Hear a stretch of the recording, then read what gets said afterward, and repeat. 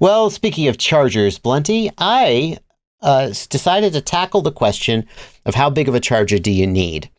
And it turns out there's some, because I'm working on like updating my charger recommendations, and there's some math that I always do when I decide whether a charger is going to be big enough for me.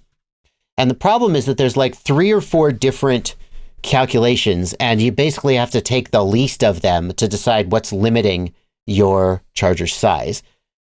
So I came up with this spreadsheet, and the link is in the video description. I want to say no one has checked my math on this yet. True. So I think it's right, but I would love it if anyone out there who actually understands what the hell is going on here would double check my math before I just put this out to, well, I guess I am putting it out to the world. But If basically, it's wrong, this will be edited to be corrected when somebody tells us. I can't do that. I can't edit a video after producing it. Not the video. I mean like the link the to the spreadsheet. The spreadsheet. Oh, yeah. Mads Tech, if you feel like doing the math, go for it.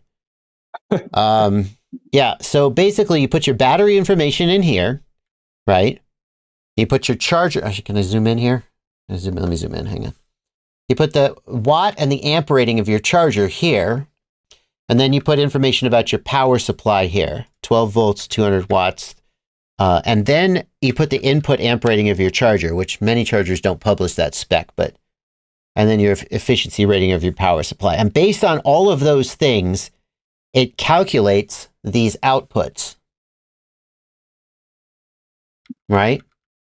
And then what I also am going to do, what I thought I would do eventually, is make a paragraph here, a sort of a procedurally generated paragraph that tells people what to do. You know, should you get a larger power supply? Do you need a larger charger, etc.? So that is, if the math is correct, I feel like that's a really useful resource. I don't know. Yeah.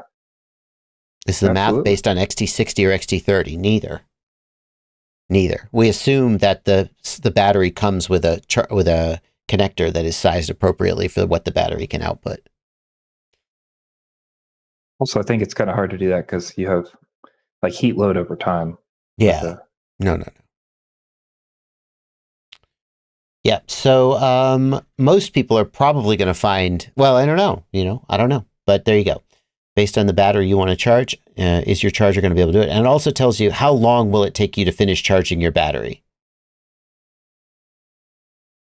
If you want to charge as fast as possible, which is not always a good idea.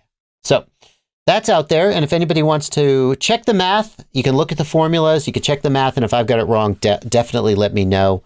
But there you go. Link in the video description.